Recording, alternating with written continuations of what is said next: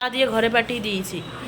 হ্যাঁ, বলছে কি বিবাহবার্ষিকীর দিন এতজন লোক গেছে, অসুবিধা হয়নি রাস্তায় পার হতে, আর আজকে মাত্র 3জন যাওয়াতে আমার নিয়ে যেতে অসুবিধা হবে, এরকম করছে। কেউ আসছে না, একটা করে আলু তুলে রাখো অনেক। হ্যালো বন্ধুরা, তোমরা সকলে কেমন আছো? আশা করি তোমরা সকলে খুব খুব ভালো আছো, আমিও খুব ভালো আছি। রবিবারের একটা নতুন ব্লগে জজ লাইফস্টাইলে তোমাদের সকলকে স্বাগত জানিয়ে এখন বাজে 7টা বাজে 10 মিনিট বাকি। এখন থেকে তোমাদেরকে সঙ্গে নিয়ে ব্লগটা স্টার্ট করছি। দেখতে থাকো, সঙ্গে থেকে পাশে থেকে ব্লগটা স্কিপ না করে শেষ পর্যন্ত দেখতে থাকো। দেখো সোনা বাবা মানে হালকা ঘুম ভেঙে গেছে, উঠে প্রত্যেক দিন কী করে তোমাদেরকে আজকে দেখাচ্ছি। দেখো এর মতো পড়ে আছে, ওই দেখো, ওই দেখো, ওই দেখো, ওই দেখো, ওই দেখো, ওই দেখো, ওই দেখো। এই দুস্তু, দুস্তু, ওই দেখো একটু একটু করে চুল। হ্যাঁ দুস্তু, দুস্তু সোনা, আয় গোপাল সোনা। তো আজ যেহেতু রবিবার আর সোনা বাবার শনি রবিবার স্কুল ছুটি থাকে, তো ভাবলাম বাচ্চাটা প্রত্যেক দিন সকালে 6টায় ওঠে, তো আজকে একটু ঘুমিয়ে থাক না। তো এখন 7টা বেজেও গেছে যথারীতি। আমিও একটু শনি রবিবার হলে আলসেমি করে একটু দেরি করে ওঠার চেষ্টা করি, যেখানে 5টায় উঠি সেখানে 6টায় আর কি উঠে পড়ি। তো দেখে গেলাম সোনা বাবা উঠেছে, কিন্তু আলসেমি করে একটু হলো কি বলবো, একবার উঠছে একবার শুচ্ছে এরকমই করে। তো এদিকে কালকে বরমশাই লাল শাক এনেছিল, লাল শাকটা আগের দিন কেটে রেখেছিলাম, কারণ শাক জাতীয় জিনিস না আগের দিন কেটে না রাখলে হয় না, দেরি হয়ে যায় আমার, ওই জন্য কেটে রেখেছিলাম। আর শাকে আমার ছেলে একটু রসুনটা খেতে ভালোই বাসে, তো ওই জন্য রসুনটা বেশি করে দিই। তো ওইদিকে শাক ভাজা হচ্ছে, আর এদিকে আজকে মাটন রান্না হবে। তো মটনটা বরমশাই এনেও দিয়েছে, আমি বেছে নিয়েছি, মশলাও করে নিয়েছি। তো ওই জন্য মশলাটা করে নিলাম তাড়াতাড়ি করে।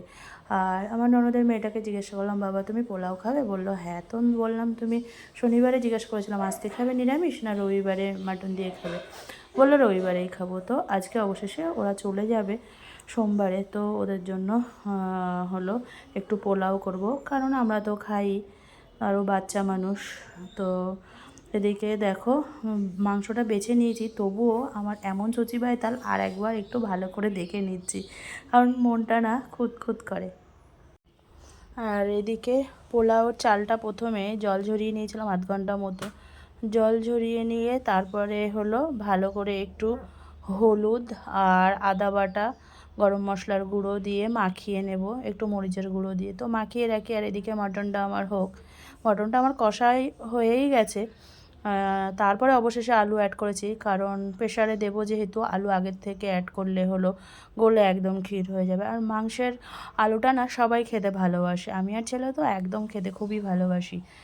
আর এদিকে আমার পোলাওটাও মাখিয়ে রেখেছিলাম 0.5 ঘন্টা মতো। আর তারপরেই হলো এটা আমি কড়াইতে ভালো করে ঘি দিয়ে ভালো করে কষে নিচ্ছি। আর মটনটা আমার সিটি দেওয়া হয়ে গেছে। বড় মটন হলে আর কি, বড় খাসি হলে যে কটা খাসি সিটি দেওয়ার প্রয়োজন হয় আমি সে কটাই সিটি দিই, তো আন্দাজ করে দিই। আর ছোটো খাসি হলে বেশি সিটি দেওয়ার প্রয়োজন হয় না। আর এখন তো মানুষ বেশিরভাগ রোগ শোকে ভোগে, তো ওই জন্য মাংসটা নরম করারই চেষ্টা করি, গ্যাসেরও সমস্যা আর এমনি গরম। তো আমাদের মটনটা কমই আনা হয়, কারণ হলো ওরা চলে যাবে, তো ওই জন্য বরমশাই মটন এনেছে। আর পোলাওটাও আমার প্রায় হয়েও গেছে, জলটা টেনে দিলেই হলো নামিয়ে দেবো। আর আজকে না এত গরম পড়ছে, গরমে একদম ঘেমে গেছি।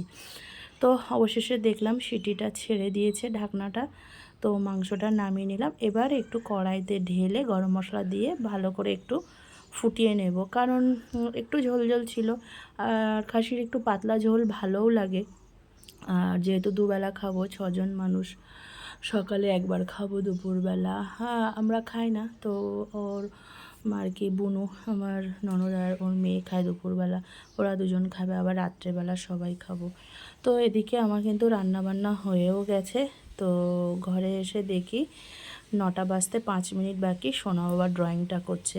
আজ এখনও আমি স্নান করতে যেতে পারিনি, তো অবশেষে স্নান করে চলে এসেছি ঠাকুর ঘরে, এবার ঠাকুরকে সেবা দিয়ে নেব।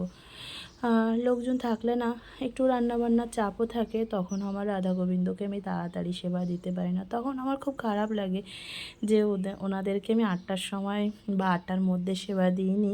তো আজকে পারছি না, যাই হোক সবাইকেই আমার সেবা করতে হবে, অতিথি সেবা তো করতেই হবে, আবার ভগবানকেও সেবা করতে হবে। আজ না অম্বুবাচী তো আছেই, কাল লেগেছিল শনিবারে, তো অম্বুবচী মাথায় বলে না আম দুধ নিজেরাও খেতে হয়, ভগবানকেও দিতে হয়।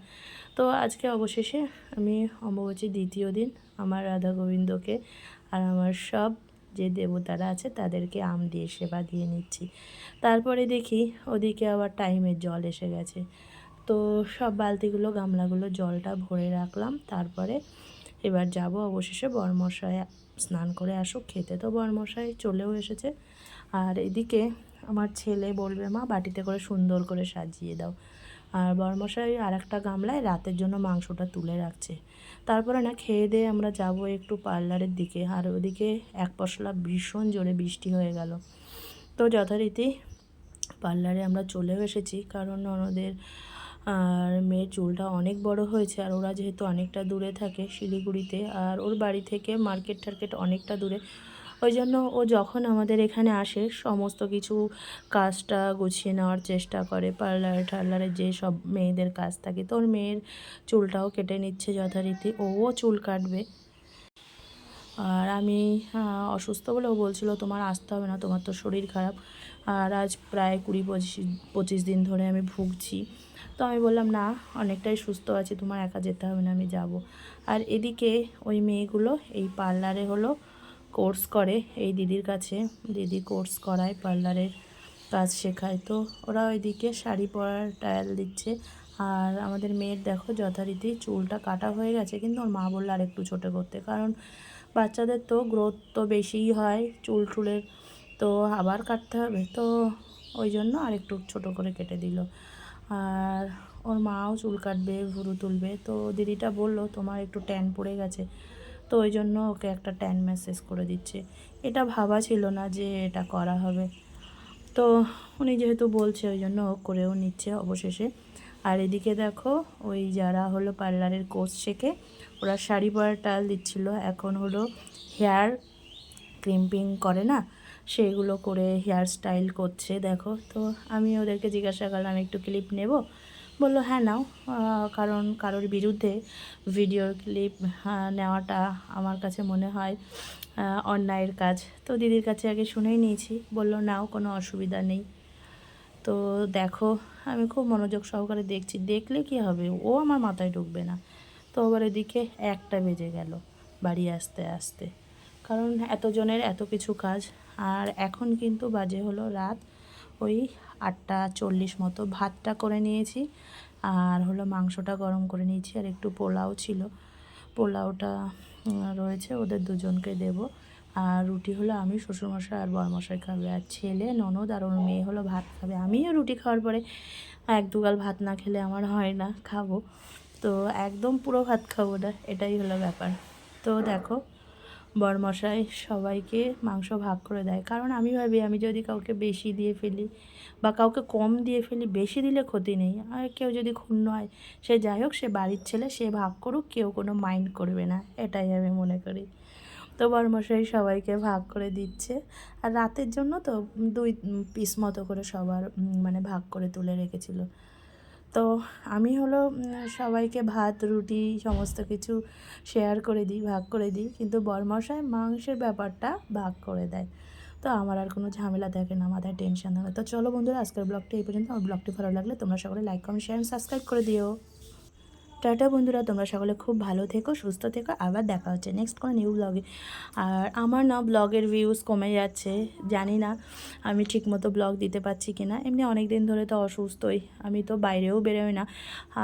সংসারে যতটুকু কাজকর্ম করি সেগুলোই শেয়ার করি, তো আমার ভিউজ কমে যাচ্ছে কেন জানি না। তোমরা আমার ব্লগগুলিকে বন্ধুরা প্লিজ বেশি বেশি করে দেখো, তাহলে আমাকে ব্লগ বানাতে অনেক মোটিভেট করে তুলবে।